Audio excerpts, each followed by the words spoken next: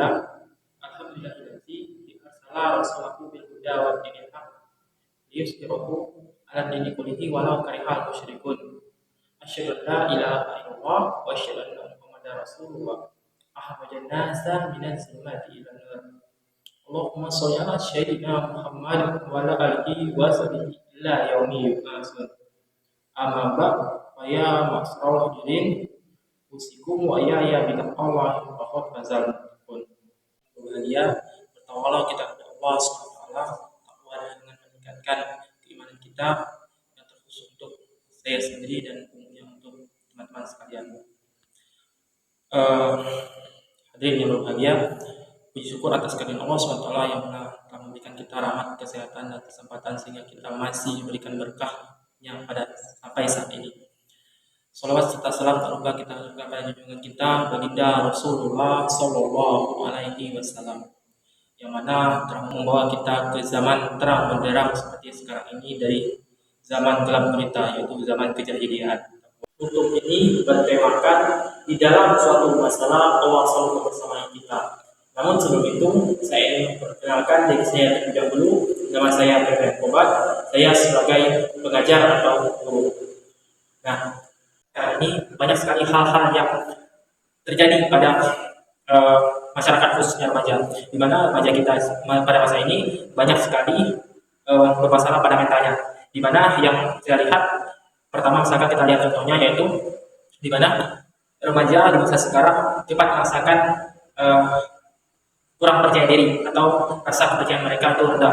Kemudian mereka juga mudah lemah terhadap goncangan atau permasalahan yang terjadi pada hidup mereka, atau bahasa kerennya atau bahasa gaulnya mereka itu galau mereka. Kemudian berikutnya mereka sangat cepat sekali mengambil keputusan, bahkan itu keputusan yang di luar pemikiran manusia. Misalnya contoh bunuh diri. Nah, kasus sekarang banyak sekali para remaja yang mengakhiri hidupnya dikarenakan permasalahan yang terjadi pada hidup mereka.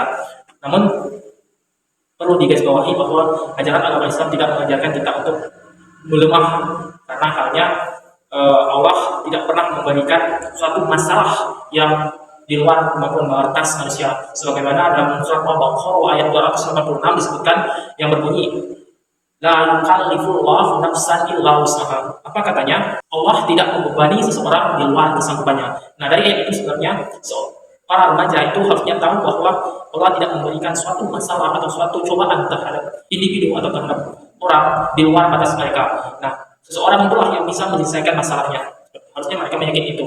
Nah, kemudian di dalam permasalahan juga seharusnya kita percaya bahwa setiap masalah itu tidak ada yang abadi. Di dalam dunia ini tidak ada yang abadi.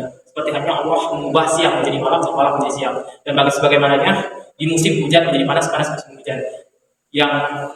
Dan itu pun juga berlaku pada permasalahan-permasalahan yang dihadapi oleh para pemuda.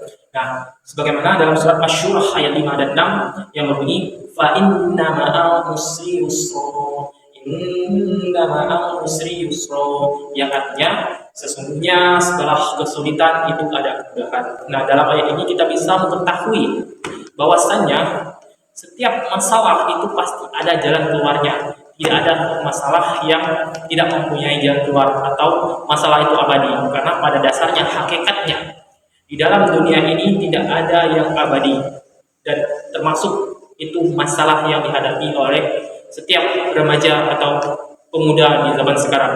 Nah, saya berharap sekali bahwa pemuda atau remaja masa sekarang itu bisa lebih mendekatkan diri pada Allah dan benar-benar iman terhadap Allah, yaitu iman dalam arti yakin bahwasannya Allah selalu membantu dan setiap masalah itu pasti ada solusinya. Itu saya berharap sekali bahwasannya pemuda di masa sekarang mempunyai mental yang kuat, mental yang tidak mudah rapuh, mental yang tidak mudah menyerah dan sebagainya.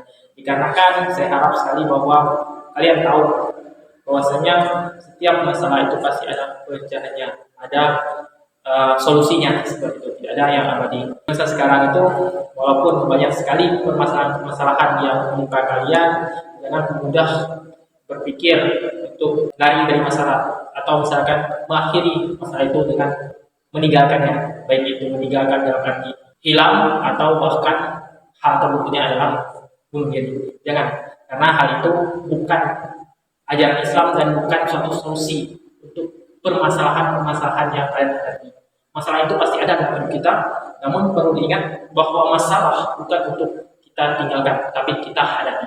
Dan yakinlah Allah selalu bersama kita dan Allah tidak pernah meninggalkan kita. Hanya saja manusia ini adalah makhluk yang lemah sehingga tidak mampu melihat kehadiran Allah, tidak mampu mendengar kehadiran Allah. Mereka hanya meyakini karena kelemahan itu sendirilah yang membuat Allah seolah-olah tidak ada.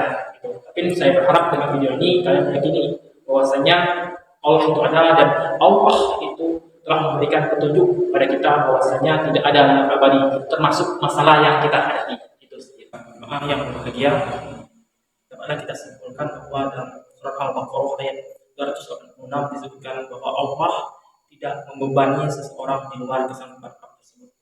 Dan dapat kita simpulkan pada surat Asy-Syurah ayat ke-5 dan 6 bahwa setelah kesulitan itu ada kemudahan. Bahkan di ayat tersebut itu disebutkan sebanyak 2 kali. Artinya apa? Bahwa Allah ingin kita percaya bahwa setelah kesulitan itu ada kemudahan. Itu adalah keinginan penegasan dari ayat tersebut. Itu marilah kita perkuat iman kita supaya kita jauh dari permasalahan-permasalahan yang berkenaan dengan mental. Dan kita harus meyakini bahwa Allah selalu membantu kita dan tidak pernah memberikan masalah yang melebihi batas kemampuan kita. Dan juga kita harus yakin bahwa setelah kesulitan itu pasti ada kemudahan. Allahu Qur'anul Azim wa nafa'ani minal ayati wa dzikril hakim wa taqabbala minni wa minkum tilawatahu innahu was-sami'ul alim. Li wa lakum wa lisairil muslimin wal muslimat wal mu'minin wal mu'minat fastaghfiruhu innahu huwal ghafurur rahim.